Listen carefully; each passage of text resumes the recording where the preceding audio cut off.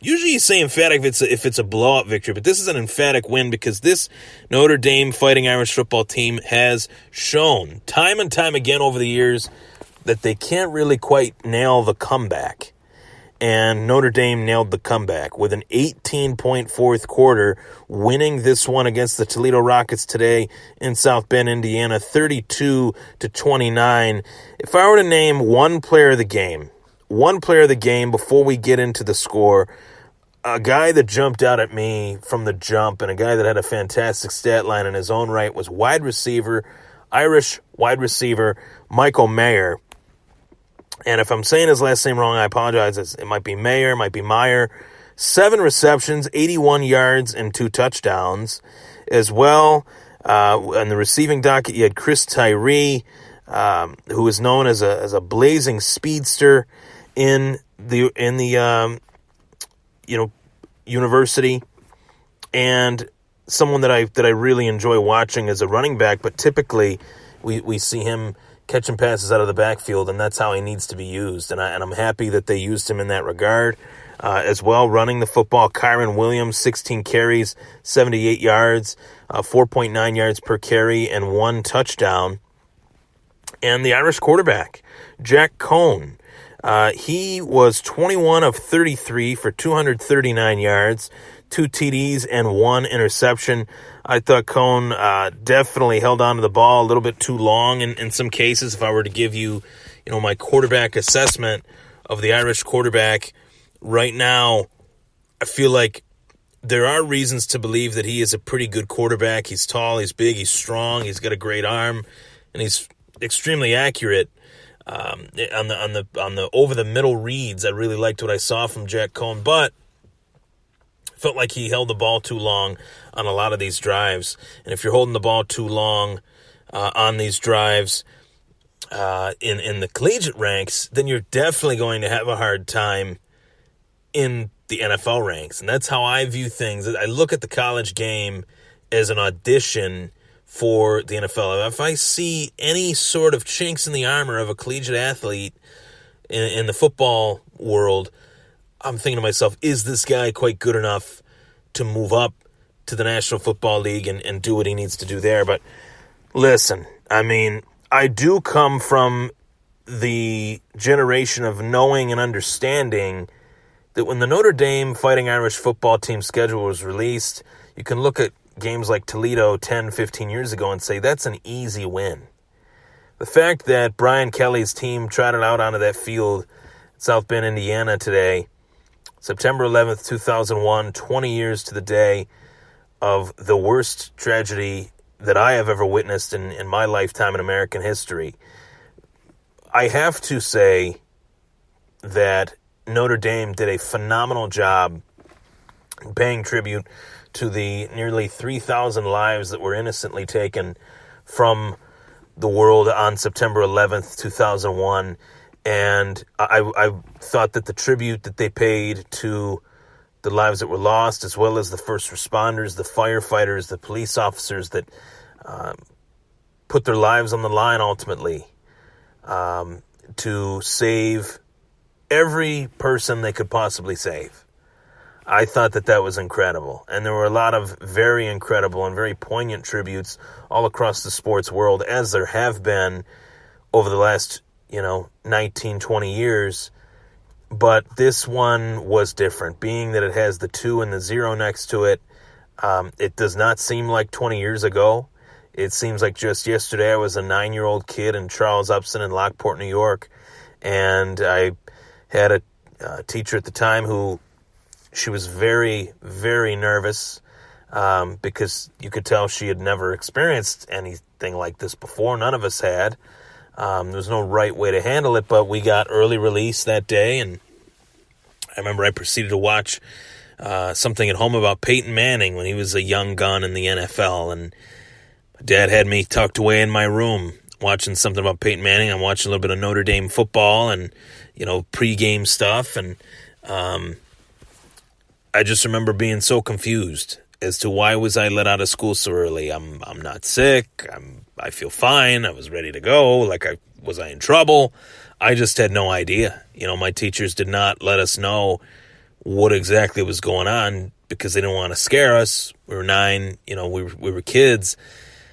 And now as an older, 29-year-old man, I understand, why these parents and why these teachers were so scared. We didn't know, where the threat was heading. There were multiple attacks. There were 6 attacks on that day, in our country. Were they heading somewhere else, and I can't get into it without breaking down, to be quite honest with you, because it's always something that has always been near and dear to my heart, being that I learned about the world on 9/11. That's when I really learned what the world is capable of creating, whether it's good or evil. I learned that at a very young age. It's a weird time right now in this country, and I did also learn during that time that this country could unite unlike any other. And I would really hope that we could get that back. I understand that the world is a much, much different place than what it was 20 years ago. There's pre-9/11 and post-9/11, but even post-9/11, the way we were all able to rally around one another, I think that's something that we need to get back, but that remains to be seen. There's a lot of work to be done in that regard. But to the Notre Dame aspect of this podcast, of course, this is a sports show, but on 9/11/2001, and 9/11/2021, I had to acknowledge the day for what it is. It was a great tribute to those that were lost on that day 20 years ago. And I want to say a moment of silence for all of the lives that were lost on that day.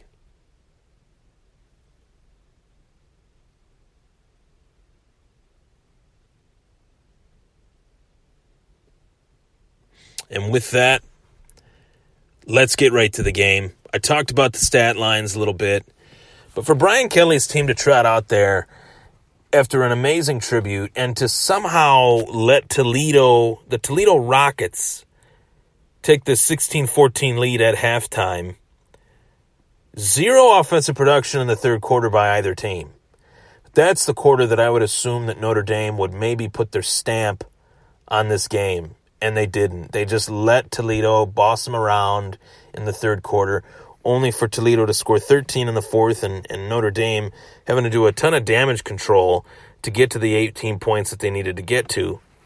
And on the defensive side of the ball, you have J.D. Bertrand, who is a step-up player.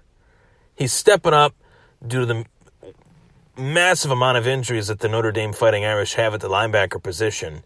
He steps up, plays very big in today's game, 10 tackles and a sack. He was phenomenal in this game. I would say there's one player that I could pick as the player of the game for as great as the offense was towards the end. J.D. Bertrand, I thought, was fantastic. Okay? Fantastic. It's just the fact that Notre Dame as a program, and I hope this isn't a recurring theme this year as it has been the last few years, but it just seems like as a recurring theme, Notre Dame's program is not quite where it used to be. And I think Brian Kelly is a decent coach, but there's just something there that is missing. There's just that extra energy that is missing. And it's been missing for a little while, even prior to Kelly, of course. Really, since the days of Lou Holtz, we haven't really seen that vigor return to Notre Dame in the form of fashion that Lou Holtz was able to provide that to his team and inspire his team. But I will say today was the closest thing that I've seen in the Brian Kelly era to a team that was going to fight back.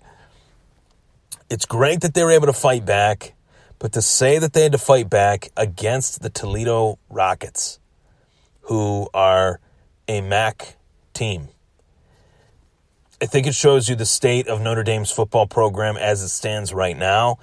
It's great that they're 2-0. It's great that they are, beating these teams, but these are teams that they should be beating. My standards for Notre Dame's football team are my standards for the Boston Red Sox. Each and every year I watch Red Sox baseball, and yes, I'm a Red Sox fan. each and every year that I watch Red Sox baseball, I assume that the Red Sox will do whatever it takes to try to make a winner. Boston is a title town.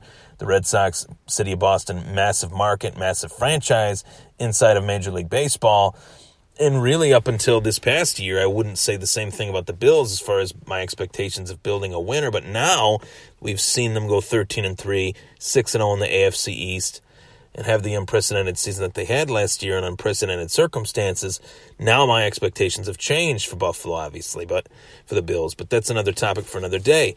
My expectations for the Notre Dame Fighting Irish, one of the premier collegiate institutes in the country, outside of football, outside of sport, academically, it's one of the greatest schools that any young man or young woman could ever attend based on what they demand from a student and what they demand from a student as well as a student athlete, who they're able to cultivate and create as young women and young men become men and women by the time they are out of Notre Dame. And I think that principle, that concept, has somewhat been lost by the NCAA as well as lost by some of these big schools. A lot of these big schools, like the Notre Dames, like the Bamas, they have fallen so far in terms of deep into, well, if our sports teams are successful, our school will make money, people want to come here, athletes want to come here and play here. But at the same time, you lose a little bit of that athletic vigor when you don't put the student ahead of the athlete. And I don't know if that's the case at Notre Dame. I doubt it. But what I'm saying here is that the culture is not what it once was because times are different. And now times will be definitely changing. Times are definitely a-changing with the NCAA allowing players to get these little endorsements here and there and make some side money. I have no problem with that, really. I feel like that's a long time coming. But all in all, 2-0 is great. 2-0 against Toledo, 2-0 against whoever is great. But you have to have that standard throughout the rest of the season that, yes, Notre Dame should be beating these teams.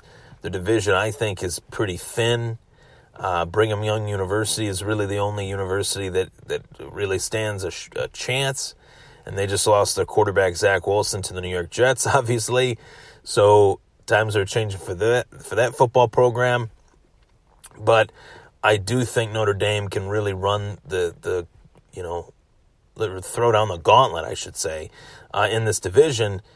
Anything short of that is a massive, massive failure because Notre Dame should be undefeated by season's end. I'm Ryan Thomas. That was my recap of the Notre Dame Fighting Irish football Week 1 victory over the Toledo Rockets. Shout out to Toledo for flying into South Bend and giving Notre Dame a run for their money. They deserve a ton of credit. They're a very well-coached team inside the MAC, and I greatly look forward to seeing their program continue to do great things. Over the years, they've been able to cultivate a ton of talent.